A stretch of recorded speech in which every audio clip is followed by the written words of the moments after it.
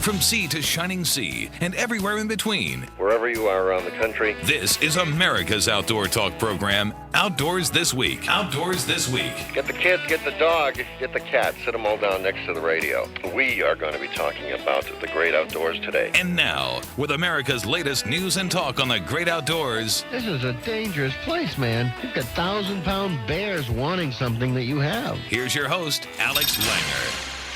Why, thank you, Mr. Announcer. That would be me, or moi, as Miss Piggy would say. And we have a tremendous show for you today, but of course, I always say that. So why would you believe me? You wouldn't, right? Except I've got the goods. I've definitely got the goods today. We have not one, not two, but three terrific guests, each of which is a legend in his own mind and in his own time. First of all, we have Bassmaster Classic winner Jay Yelas. I think Jay won a Classic in 2003, and it's about time for him to win another one. Don't you think, Lynn? I think it's time. I think he's been riding on that long enough. But no, seriously, Jay is competing now in the FLW, and he's going to tell us about his life, his haunts, and anything else. We can ask him in a couple of minutes. Then we have the legendary Marty Arostegui. Marty was a emergency room doctor in the Miami area until one day he discovered fishing, and then he forgot about the people in the emergency room. He left them there half dead, half alive. He's not sure which. He got more records than anybody else in the IGFA. I mean, he's got more records than me, and I don't have any. How about that? So no big thing there.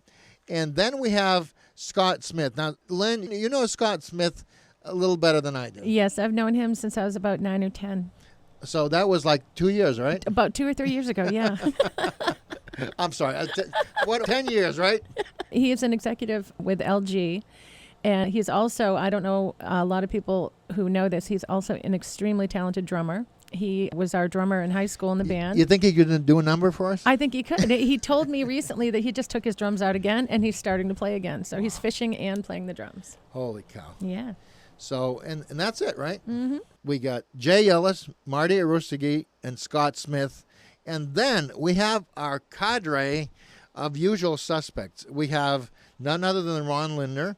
And Ron will be telling us something today. We don't know what it is yet. And then we've got our Southern gentleman. We've got good old, what's his name from Bass Pro Shops? Larry Whiteley. That's right. Who incidentally is happily married and has grandchildren. Then we have Sammy Lee, who is not Asian. I always thought Lee was an Asian name. Yeah, it sounds and it's not. Down south, it's like Robert E. Lee. Wow. You imagine that? Yeah. And then we have the other guy, whoever he is. Wade Bourne. That's right, Wade Bourne. I was just testing you in. So that's it. What a show today. So stick around. You'll be entertained. Hang tight. More of America's Outdoor Talk program, Outdoors This Week, after this.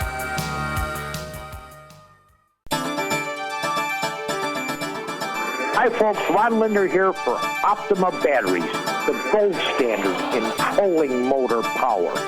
Got some sad news. One of the legends of our industry, Ray Ostrom, passed away. Who is Ray Ostrom? Well, you'd better remember him as Mr. Rapala Normark. He, along with Ron Weber, brought the Rapala into the United States, along with the Martini knife, the Rapala knife, the Fisker scissors, and a whole bunch of other things. If you fish down south in the Gulf area and you use any of the DOA lures, he used to be a part owner in the DOA lure company, which makes the Terrorizer as well as the DOA line of baits. He also did a thing called the Game Fair, which traveled around the country and did a lot of hunting activities.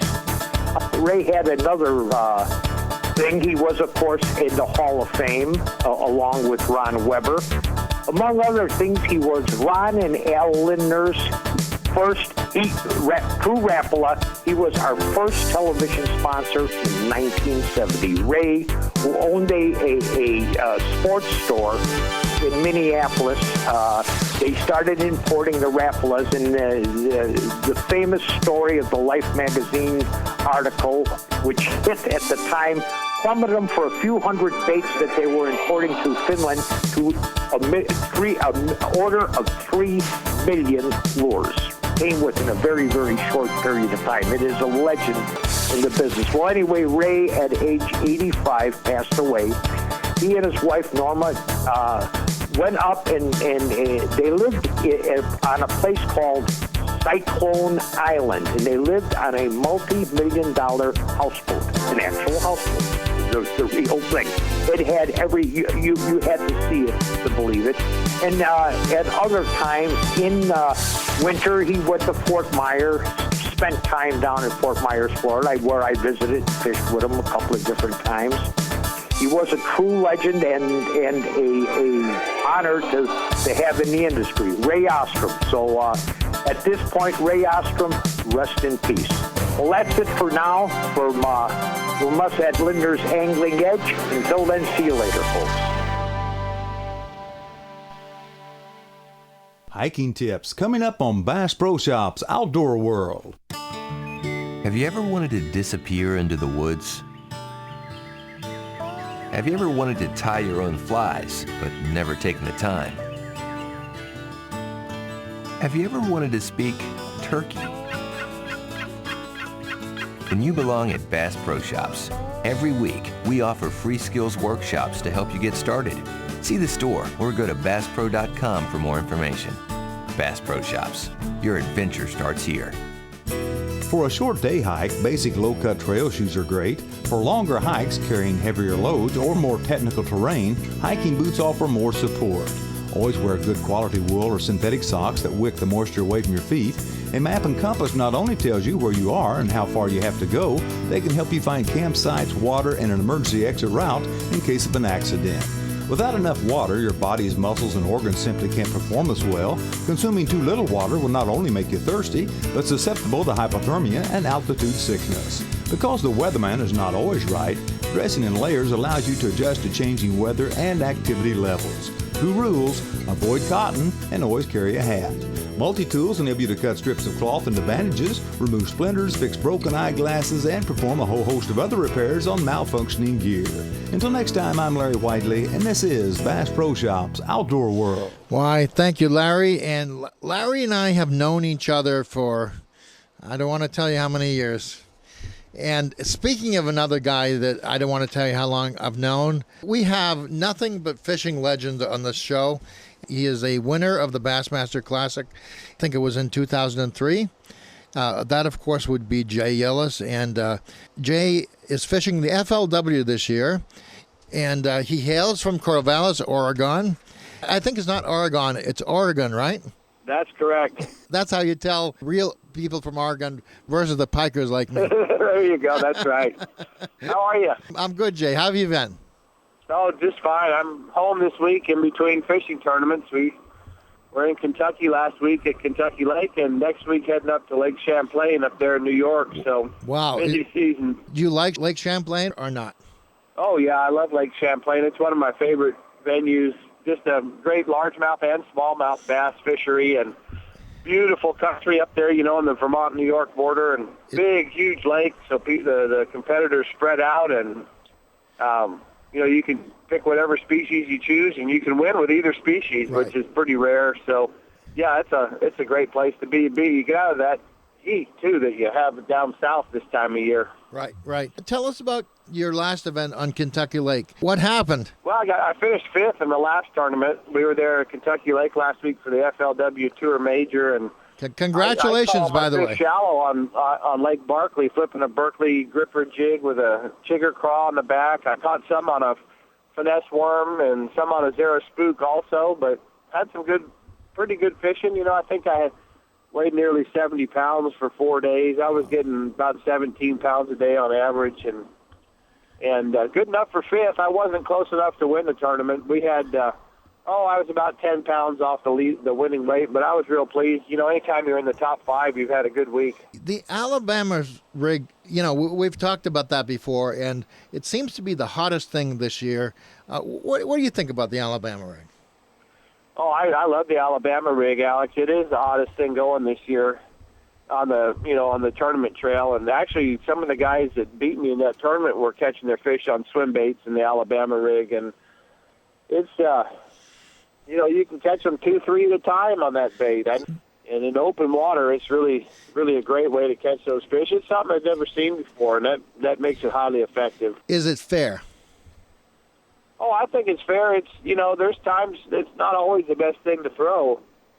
And it's, there's other oftentimes a lot better ways to catch the fish. I mean, that tournament was not won on the Alabama rig. We have not had a single event this season won on an Alabama rig. Really? So it's just another tool in your bag, and it's highly effective at times when the bass are in open water chasing shad. The other time when they're around heavy cover, it's not a factor at all. So, it's got its time and place like anything, and it's been a fun new lure to get to use.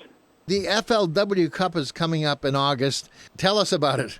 Sure, Alex. The Forest Wood Cup is going to be on Lake Lanier in August, which is just outside of Atlanta, Georgia. Yep. And it's known as being a big spotted bass fishery. The fellow that won there, we had the cup there in 2010. It was won fishing deep brush piles with swim baits and plastic worms. And this year, I think it's the largemouth may play a little more of a factor. The largemouth population's kind of been coming back in Lake Lanier, and so that may be an angle I might pursue where everyone else will be chasing those spotted bass, because that's how it was won last time. But they've had high water, for 2 or 3 years, from 2009 through 11, and the largemouth population came back a little bit. So Lake Lanier is a great lake. I mean, it's, you got to be catching, stringers in the upper teens each day, which is hard to do in August down south. I mean, it's the dog days of summer, down there in the second week of August. So it'll be, you'll have to catch some, 3-pound average to have a shot to win that tournament. And it'll be a great tournament. Atlanta's a great spot to have it. There's tons of fishing fans there, and they always have big crowds at the weigh-ins and the outdoor show and stuff. Jay, listen, we got to run because we're out of time, but thanks for being with us, and would you come again, please? Anytime, Alex. You have a great weekend. Thank you. All right, thanks. You too. Bye-bye.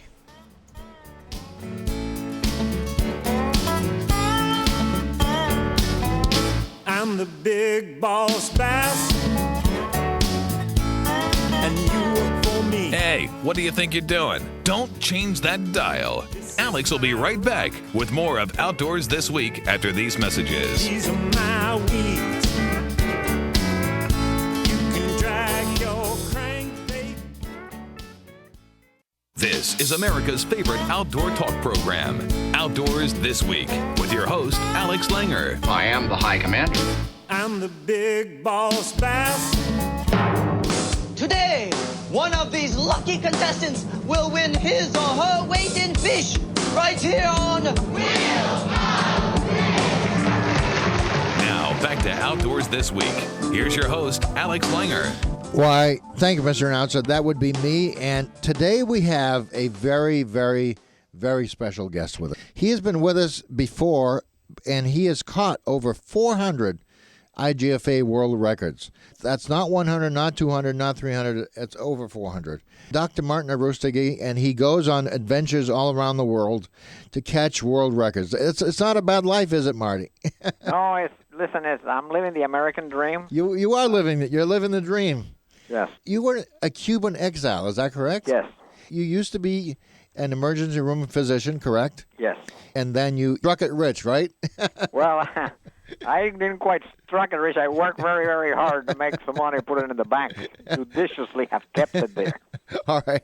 I don't mean to imply that you're incredibly wealthy, but no, I'm not. But whatever money I made, I was very careful to guard it and keep it safe and not waste it in crazy investments or some other stuff. That's great, Marty. So tell me about the honor that you were just accorded by the IGFA.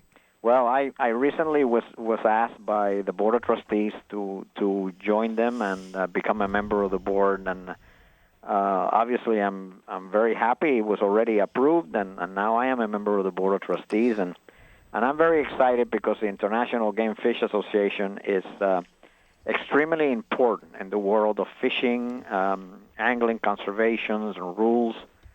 So I'm very, very excited. This organization stands for education, conservation, research, and promotion of ethical angling rules, which are now being translated into most languages, so people all over the world will be able to partake of the International Game Fish Association's angling rules. I was at the IGFA Hall of Fame a couple of years ago. At the time, it was very impressive. They had like the first flats boat there. They had a lot of interesting displays there. How has it changed in the last 5 years, let's say? Well, we always have new exhibits. We have a number of artists that are invited to come in and display new exhibits of marine-related, fishing-related, nature-related kind of topics. Also, in the museum, we have developed the Schools of Sport Fishing, and we are conducting a number of very, very high-class programs to teach anglers, mostly in the community, because that's who can easily participate physically in the facility, but teaching them all kinds of techniques about salt and freshwater angling. The museum is just off of I-95 in Dania, Florida. Is that correct? Right, I-95 and Griffin Road. Griffin, all right. How was the last induction ceremony that Al Lindner was supposedly inducted into the Hall of Fame? Well, the Hall of Fame is really a tremendous honor. There is a number of icons of the world of angling. A lot of them freshwater bass anglers. In the last few years, almost in every induction, we have inducted at least one member of that angling community, and that's very exciting. I know you inducted Roland Martin a few years ago, and also Al Lindner this past year.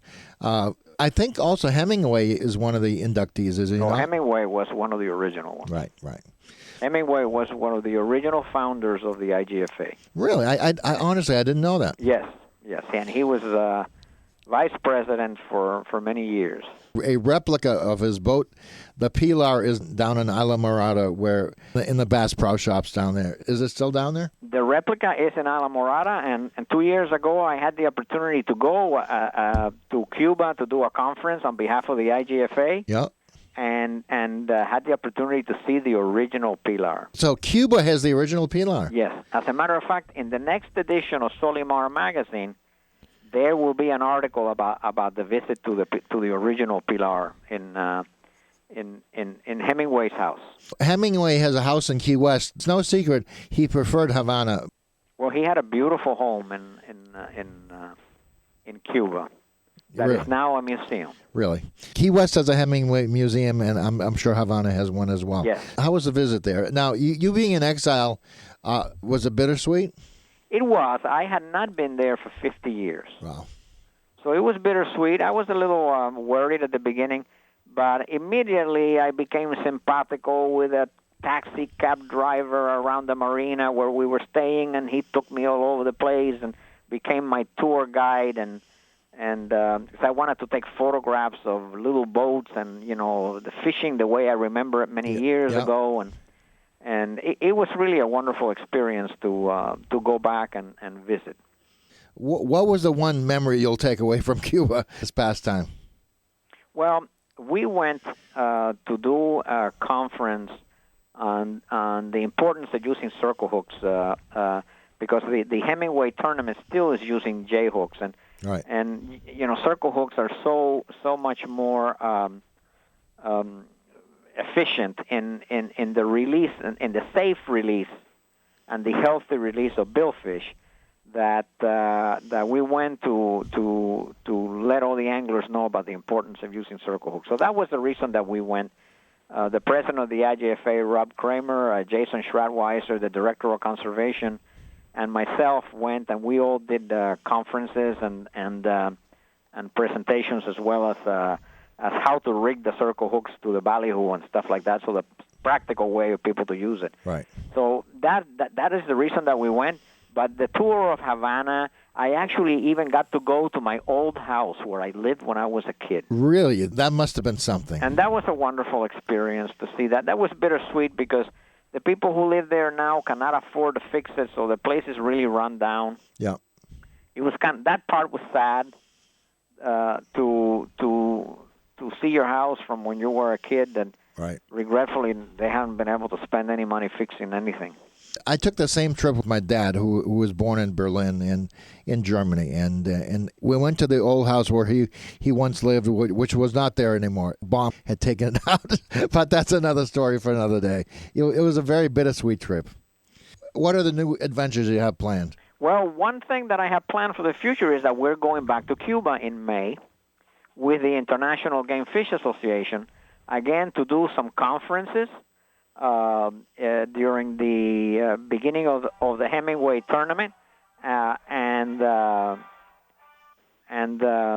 we are going to also go to a flats area called Cayo Largo, yeah. And we are going to conduct some tagging research. What is the Hemingway tournament? The Hemingway Club was founded in Cuba 25 years ago. As a matter of fact, part of what we're doing is we're going to the celebration of the 25th anniversary of its founding.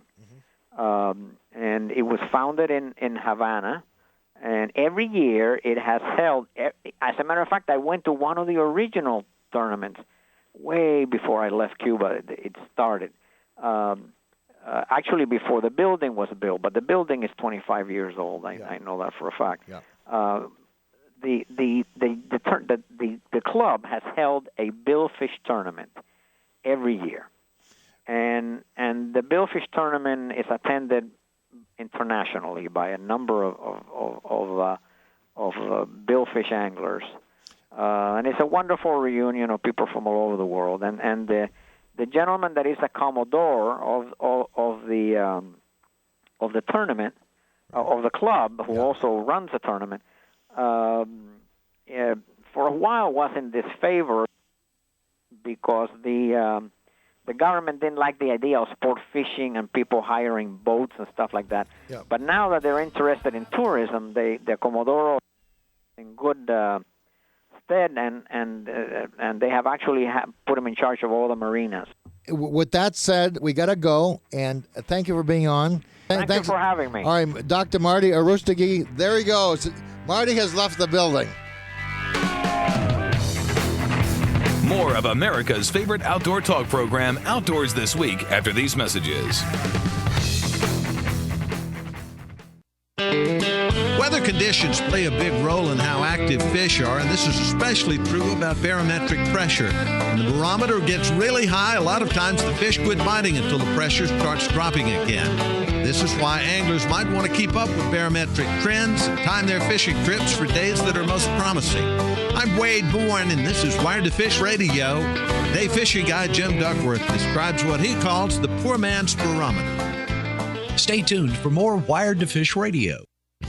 Good days on the water are not defined by the size and number of fish you catch, but instead by the memories. Whether it's quality time in the boat with your dad, landing the tournament-winning bass. Oh, man, all right. Or seeing your grandson catch his first fish. Look, Grandpa! These are vicious moments that you must define, and they will stay with you forever. Vicious Fishing Line will deliver at that moment of truth, but we know there are bigger things at play. Isn't it time that you get vicious? The marshes and bays of the Gulf Coast are some of the most valuable waterfowl habitat in North America. This area is the wintering ground for as many as 14 million ducks and 2 million geese, making it among Ducks Unlimited's highest priorities. In the past 50 years, coastal marsh has been lost at a peak of about 40 square miles annually. Ducks Unlimited is working to curb the loss of this crucial habitat. Learn more about what you can do to help conserve the Gulf Coastal Marsh. Visit www.ducks.org. This is Wired to Fish Radio. Jim Duckworth is a full-time fishing guide in Tennessee, and he used to be a commercial diver, so he has a lot of knowledge about how fish respond to different stimuli in their environment. Recently, we were talking about this. Jim said barometric pressure is a good example. He said when the barometer goes high, the fish become inactive. Then he told me an interesting story about how to know when this condition exists. When the barometer gets real high, they stick right to the bottom. And what happens, if you'll notice, my grandfather always told me, we call it the poor man's barometer. He said, Jimmy, anytime the sticks are sticking straight up and down, the fish won't bite. Well, he didn't understand why the sticks were sticking straight up and down. The reason the sticks were sticking straight up and down, when the barometric pressure got high, it shrunk the air molecules in the wood, which made them less floatable, which made the stick try to sink, and it made it vertical. And so that was a poor man's barometer, just an observation from a 70-year-old man. He had no idea why, he just knew. And so that's how I first learned about it. And then once I got into this weather sense and started seeing that, I realized, how important it was. That's Jim Duckworth with an interesting fishing tidbit, and that's also today's Wired to Fish Radio. I'm Wade Born-Singh. Thanks for listening. Get outside. Thanks, Wade. No, you get outside. Don't you tell me to get outside, Wayne. Listen, we have a man by the name of Scott Smith, who is my next guest, and he incidentally went to high school with Lynn right here. Yeah, he did. What's he really like, Lynn? He is very, very smart, very nice, and a talented drummer. I remember that from high school. A talented drummer. Drummer. Huh? Mm-hmm. Wow. Yeah. Maybe I'll ask him about his drumming. Scott Smith lives in New Hampshire. He's on Lake Winnipesaukee. He's an account executive for LG, and if you know anything about LG, they make lots of electronics, and let me tell you about his outdoor credentials. He was Team Skeeter's National Team guide. He fishes opens now, and he knows the flying lure. He knows people that made the flying lure. Scott, first of all, welcome to the show. Thank you, Alex. Great to be here. Scott, what was Lynn like in high school? Well, you know what they say, Alex, what happens in Vegas, and I think that goes for high school. No, actually, Lynn's a sweetheart. She's always been wonderful. I've known her since back in, even before high school. We went to vacation Bible school together when we were very young. So she's not putting me on. She really is sweet, and she's really a good person, right? Absolutely. Salt of the earth, the best. Let's talk about the outdoors, if we may, because that's what the show is about. How did you get into fishing? Well, I think like a lot of young folks, I had a dad that really turned me on to it very, very young. Growing up in Holliston, Massachusetts, kind of near Lynn, walking to the pond every day from sun up to sundown in the summertime, and I became addicted at a very young age. Between that and, of course, the annual trout derby at the Holliston Sportsman's Club was always a big event. What pond did you fish, if I may ask? Houghton's Pond in Holliston. It was right down the street. I could kind of walk through a neighbor's backyard and through the woods a little bit with a spinning rod and some plastic worms and just spend the day. How did you get hooked up with Northern Bass Supply? Let me tell you a little story about Northern Bass Supply. Sandy, who runs it, sold, I think, my very, very first flying lure. We were at an outdoor show in Springfield, Mass.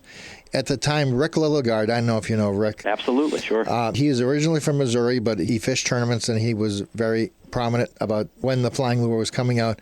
He saw me watching the lure, and he says, I must have been very obvious. He said, Alex, a watched lure never sells. And boy, was he right. I still tell people that quote, a watched lure never sells. I must have stopped watching them.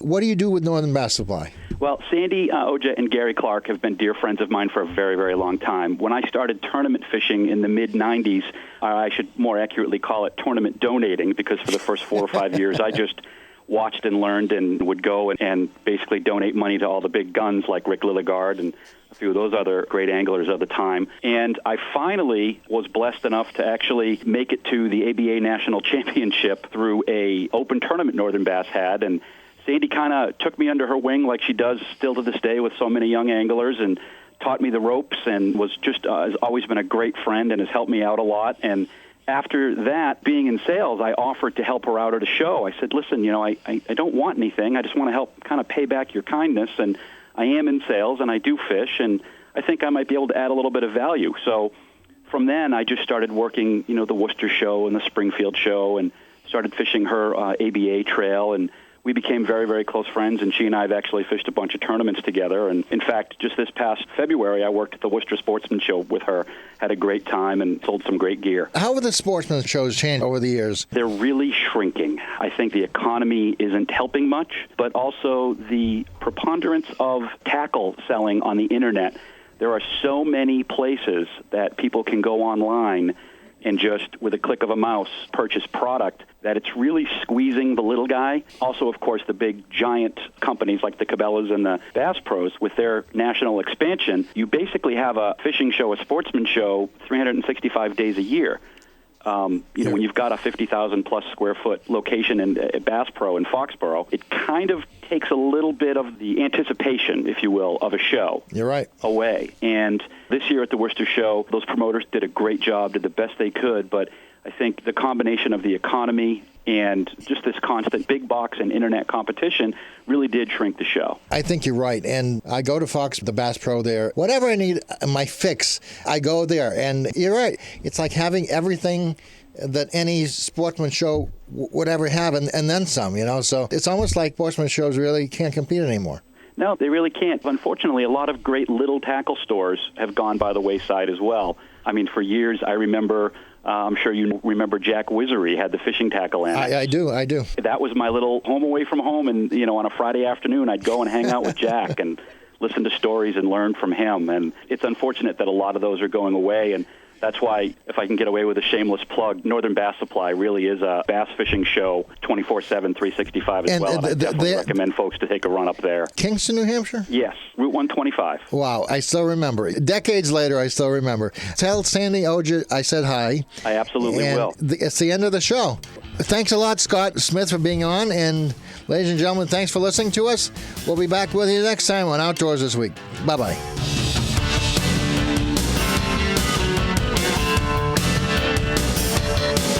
Alex Langer, Outdoors This Week.